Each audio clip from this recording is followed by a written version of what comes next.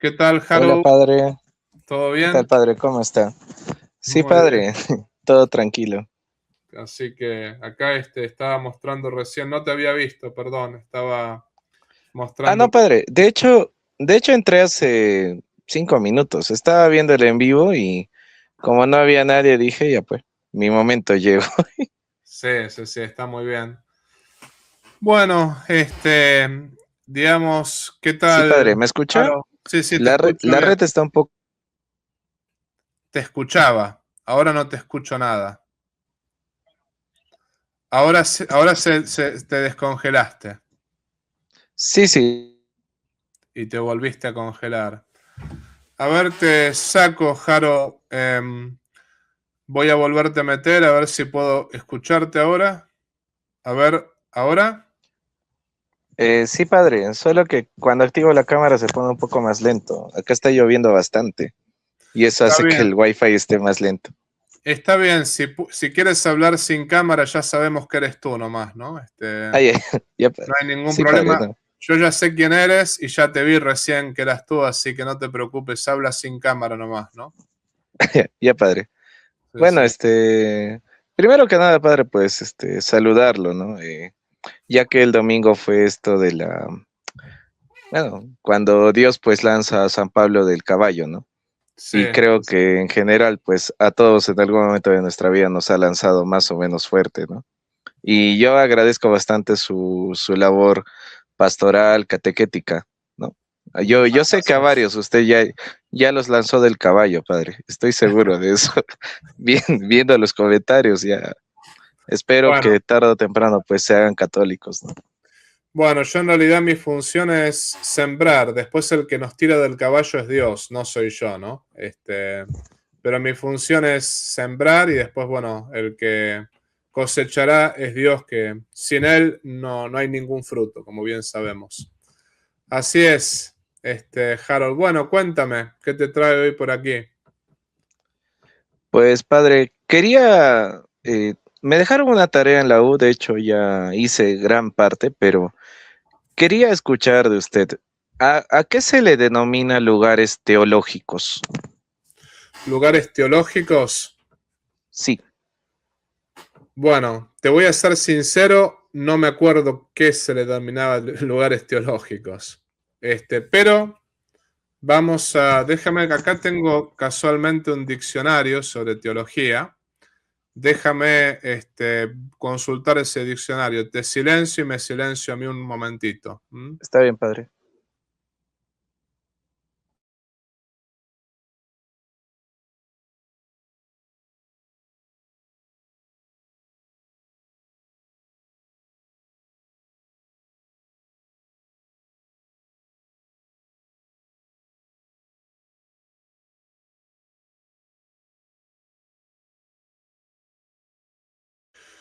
Bueno, según el diccionario que yo tengo, digamos que los lugares teológicos son prácticamente las fuentes donde uno, por ejemplo, hace teología, ¿no? Son fuentes, un lugar teológico, son fuentes de argumentación. Un lugar, por ejemplo, que me están proponiendo como una fuente, como un lugar teológico, por ejemplo, sería el caso de la Suma Teológica. La Suma Teológica es una fuente de argumentación, por ejemplo, ¿no? Entonces, eso sería un lugar teológico. ¿Harold? Claro. Sí. Padre, sí, sí, sí. Eh, ¿Sabe qué ocurre, padre? Yo ¿cuánto fue? Hace unos 5 años atrás, ¿no? Cuando estábamos en medio de esta cuarentena y todo, vi ¿cómo era? Una especie de discusión, ¿no? O algo así, donde hacían una especie de crítica al considerar como lugar teológico, o sea, como una fuente de reflexión, un manante, ¿no? Al pueblo, porque de ahí se supone, se asume que nace el tema de la teología del pueblo y que años atrás incluso de ahí surge la teología de la liberación. Entonces, yo entiendo que los lugares teológicos son las fuentes donde uno puede tomar, ¿no? y hacer teología. Pero lo que no me terminó de cerrar es porque en un momento determinado se toma al pueblo como lugar teológico. O sea, se toma al pueblo como una materia. habría que definir en qué sentido hablamos del pueblo, porque eso es lo que hacía Santo Tomás. Santo Tomás antes de hablar de un tema definía los términos y decía, por ejemplo, qué entendía él por sustancia. La sustancia es justamente aquello que por esencia le compete ser en sí y no en otro. Y el accidente es aquello que por esencia le compete ser en otro y no en sí. Bueno, cosas por el estilo, ¿no? Habría que ver en qué sentido es el pueblo un lugar teológico, ¿no? Habría que ver eso, porque si hablamos, si decimos que el pueblo es un lugar teológico, en el sentido de que hay teólogos que desarrollan una teología del pueblo que sea de acuerdo con toda la tradición de la iglesia y definan la teología del pueblo no en sentido marxista, sino en sentido católico, porque qué sé yo, si yo estoy imaginando y estoy pensando en voz alta, si la teología del pueblo es pensar cómo muchas veces por aclamación popular se canonizaban a muchos de los santos, bueno, muchas veces Dios hablaba a través del pueblo para que un santo sea canonizado. Entonces Dios puede utilizar al pueblo para canonizar a una persona o puede utilizar al pueblo en algunas circunstancias para, digamos, deshacerse de algún mal, deshacerse de alguna herejía. Pongámosle, a veces Dios, por ejemplo, utilizó al pueblo para la condena a Nestorio y para que los obispos se juntaran en el concilio de Éfeso y condenasen al hereje Nestorio que negaba que María era madre de Dios, ¿no? Negaba la Theotokos, por ejemplo. Entonces, si hay una teología del pueblo, viendo cómo Dios actúa a través del pueblo verdaderamente, en algunos casos el pueblo de Dios se entiende, en ese caso estamos hablando de un lugar teológico. Ahora sí, la teología del pueblo, que es lo que muchas veces sucede, ¿no? Nos habla de una democratización de la iglesia, o por ejemplo, lo mezcla con la teología de la liberación, que es marxismo puro, marxismo teológico. Ahí ya no estamos hablando de ningún lugar teológico, ahí estamos hablando de ideologización dentro de la iglesia. Entonces, por eso habría que definir a qué nos referimos con teología del pueblo. La teología del pueblo que yo conozco no es verdadera teología del pueblo, ¿no? Al menos. Claro. Y en el ejemplo que da padre, supongo que se refiere al sensus fidelium, ¿no? Claro, A este sentido sobrenatural que tienen los fieles, ¿no? Para quizá incluso percibir una verdad de fe que a lo mejor no se ve tan clara, ¿no? En la jerarquía. correcto, correcto. Es el sensus fidei. Por ejemplo, que los fieles realmente inspirados por Dios pueden detectar cuando hay una herejía o cuando hay un peligro para la fe. Pero eso en el sentido tradicional es llamado así como lo acabas de llamar tú, ¿no? El punto está que lamentablemente el progresismo ha inventado 10.000 tipos de teologías, 10.000 tipos. Entonces hoy en día tenemos que distinguir cuál es la verdadera teología y cuál no lo es. Por ejemplo, la teología de la liberación, lo que menos es teología. Se lo podrá llamar, no sé, de otra manera, pero no es teología porque el centro no es Dios, sino que el centro es el hombre. Y justamente en la teología el centro tiene que ser Dios, ¿no? Claro, padre. En ese sentido, padres, yo justamente le preguntaba porque quería llegar a otro punto. Sí, ya, como usted lo dijo, si gira en torno al pueblo, pues no es teología, ¿no? Porque tiene que tener como centro de la reflexión a Dios. Pero hay un detalle, padre. Si antes el pueblo, por ejemplo, era capaz de detectar, ¿no? No digo que ahora no pueda, sino que antes era capaz de detectar una herejía solo a través pues de este sensus fidei. Considerando lo que dice el Evangelio de Mateo en el capítulo 24, 25, que cuando el Hijo del Hombre vuelva, quizá no haya fe sobre la tierra. ¿Cuál sería o sea, yo lo pregunto así, padre, de manera muy, muy simplona. ¿Cuál sería la garantía o cuál sería el modo de saber cuál es entre comillas, ¿no? ¿Cuál es el sensus fidei correcto? Porque yo imagino que en estos últimos tiempos va a haber varias verdades. O sea, va a haber varios bandos donde cada uno va a sentir que el otro dice una herejía o que el otro está en lo incorrecto.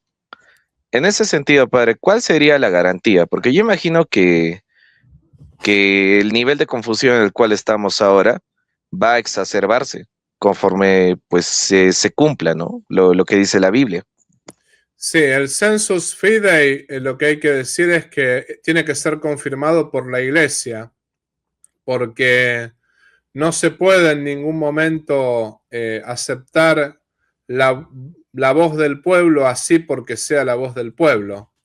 El pueblo, justamente, el primer acto democrático de la historia fue elegir entre Barrabás y Jesucristo, y ese acto democrático fue un fallo total, ¿no? En el sentido, si Cristo hubiese tenido que ser sometido a elecciones, no hubiese pasado el examen de Mesías. Es así, ¿no? Porque la realidad es que el primer acto democrático fue elegir a un Claro. ladrón antes que al Hijo de Dios. Entonces, desde ese punto de vista no podemos decir, bueno, la voz del pueblo es la voz de Dios. Eso es masónico absolutamente, ¿no? Lo que sucede es que Dios, como eres todopoderoso, Dios tranquilamente podría utilizar al pueblo para determinar que algo es una herejía y que algo es algo verdadero. Pero después la iglesia tiene que determinar si eso es así, como dice el pueblo, o si eso es errado. Entonces, dicho de otra manera, hoy en día puede, o sea, si la pregunta es, ¿puede existir el sensus fidei? Dicen que con Juan Pablo II existió, que cuando murió, la gente empezó a decir santo súbito. Empezó, o sea, hubo una aclamación tremenda ahí en la Plaza San Pedro que lo querían canonizado, así fue una cosa tremenda eso, ¿no? Pero, digamos, el mismo Papa Benedicto dijo, bueno, santo súbito es lo que dice la gente, después hay que realmente analizar, hay que ver con rigurosidad teológica si realmente Juan Pablo II es santo o no. Y bueno, finalmente fue canonizado, es así, digamos, ¿no? Entonces, como todo, está el pueblo, pero define la iglesia. Lo mismo, están los doctores, están los cardenales, están los santos padres, quien define siempre la iglesia, porque a la iglesia se le ha dado la infalibilidad, no se le ha dado la infalibilidad al pueblo o a un obispo o a un sacerdote o a los cardenales en su conjunto. Los cardenales en su conjunto unidos al Papa, en todo caso, pero nunca solos, ¿no? Padre, dijo algo bastante interesante, ahora que lo estoy pensando. La infalibilidad no se le dio al pueblo. Entonces, ese sensus fidei solo funciona si es que el pueblo realmente es fiel a la tradición, a la escritura y al magisterio. Porque si se tratara, por ejemplo, de alguien que no es fiel ni a la tradición, ni a la escritura y al magisterio, entonces sí podríamos dudar de ese sensus fidei. No, y también, por más que seamos fieles, a nosotros no se nos prometió. Ciertamente que el sensus fidei se ha dado en sociedades cristianas sobre todas las cosas, ¿no? Pero la realidad es que al único que se le ha dado las llaves del reino de los cielos es a Pedro y a sus sucesores. Esa es la realidad, ¿no? Después, bueno, obviamente, no sé, Lucas, cuando él escribió el Evangelio, él estaba inspirado y después la iglesia determinó si estaba inspirado. Que acá hay que tener cuidado con esto, porque no es que la iglesia determinó, más bien dicho, no es que la iglesia crea la inspiración, no. La iglesia lo que hace es saber reconocer la inspiración. Por ejemplo, tiene la llave del tesoro la iglesia. Entonces, es como que la iglesia puede ir abriendo esos distintos cofres que hay uno al otro y puede ir viendo realmente qué hay en cada cofre. Bueno, en uno de los cofres estaba la inspiración del Evangelio. Estoy hablando analógicamente, que se entiende, es una analogía, ¿no? Sí, Pero sí, la sí, padre. iglesia puede abrir los distintos cofres del depósito de la fe y puede ver qué es lo que está inspirado y bueno, lo que no está dentro de ese cofre del depósito de la fe no está inspirado. Entonces, a lo que vamos es, ¿puede estar inspirado el pueblo por Dios? Sí, puede. Pero quien pueda abrir ese cofre y encontrar en ese cofrecito al pueblo inspirado es la iglesia. Nosotros no, es como que no tenemos esa llave, ¿no? Claro. Padre, no sé si vio la película Católicos. Católico, ¿así se llama? ¿Católicos? Sí, sí, sí. Es del 80 sí, Católicos, de 1987. No la he visto, no la he visto. Mm, Tiene un poco que ver con lo que le estaba comentando, porque en la película, le resumo, ya hay un concilio Vaticano cuarto, y en ese concilio Vaticano cuarto, la iglesia define que la transubstanciación solo es un símbolo y que Jesús realmente no se hace presente en el sacramento del altar. Entonces, allí surge un movimiento en contra, o sea, se rebelan varias, especialmente abadías, en contra de la declaración de la iglesia, ¿no? Y ahí es justamente justamente la pregunta que le hacían, ¿no? ¿Qué pasa si es que en algún momento, yo creo personalmente que es muy distópico, no creo que llegue a pasar, pero hipotéticamente hablando, padre, si es que llegase a pasar, ¿no? Em, ¿Cuál sería la salvaguarda de la verdadera fe católica? Lo que pasa es que si eso pasara, digamos que no habría que obedecer ante todo, ¿no? No habría que obedecer porque, digamos que el Papa no es el dueño del depósito de la fe. El Papa no puede hacer lo que él quiera desde ese punto de vista, ¿no? Entonces, si eso sucediera, si el Papa hiciera una cosa por el estilo, ante todo, no lo haría de modo dogmático. O sea, de modo ex cátedra eso no ocurriría nunca, porque el Concilio Vaticano II no fue un concilio ex cátedra, fue un concilio pastoral, esto hay que tenerlo claro, ¿no? No quiere decir, no estoy diciendo acá que no haya que seguirlo, pero no estamos hablando de un concilio dogmático, estamos hablando de un concilio pastoral. Entonces, si una cosa así ocurriese, el Papa nunca haría una afirmación de este tipo, por ejemplo, porque el Espíritu Santo se lo llevaría antes de que eso ocurra. El Papa nunca diría, yo con la autoridad de Pedro, en unión Claro, con todos los obispos, declaro que eso no lo haría. Un contradogma, eso no va a ocurrir nunca. Lo que sí podría pasar es que el Papa, porque eso ha pasado, ¿no? En la historia de la Iglesia, que el Papa diga errores graves. Por ejemplo, dicen que Juan 22 decía que, no ex cátedra, pero sí, digamos, como autor privado, que los santos no van al cielo, sino al seno de Abraham. Y lo mismo está el caso digamos, del Papa Honorio, el famoso Papa Honorio, bueno, que dijo que Cristo tenía voluntad divina, pero no voluntad humana. Entonces, algunos dicen que lo malinterpretaron en esa carta al patriarca Sergio, pero lo concreto es que yo leí esa carta, al menos da a entender eso, ¿no? Bueno, pero no fue una carta informal. Lo mismo lo del Papa Juan XXII fue algo, por decirlo así, como autor privado. Entonces en eso no habría que obedecer, porque El Papa no puede hacer lo que él quiera con el depósito de la fe. O sea, el Papa es el custodio del depósito de la fe, como son custodios los cardenales, como son a distinto nivel. El Papa es el custodio en cuanto que tiene las llaves y en cuanto sucesor de Pedro. Pero no tendríamos que obedecer una orden así porque directamente ahí estaría yendo contra toda la tradición de la Iglesia, ¿no? Entonces, no creo que eso vaya a suceder. Toda persona que sube al pontificado sabe sabe que su poder no es absoluto y sabe perfectamente que es custodio del depósito de la fe y no dueño.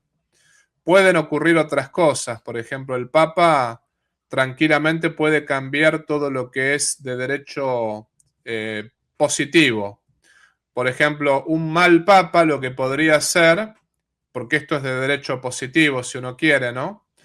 Podría nombrar párroco con las funciones del párroco a una mujer, por decirlo así, ¿no?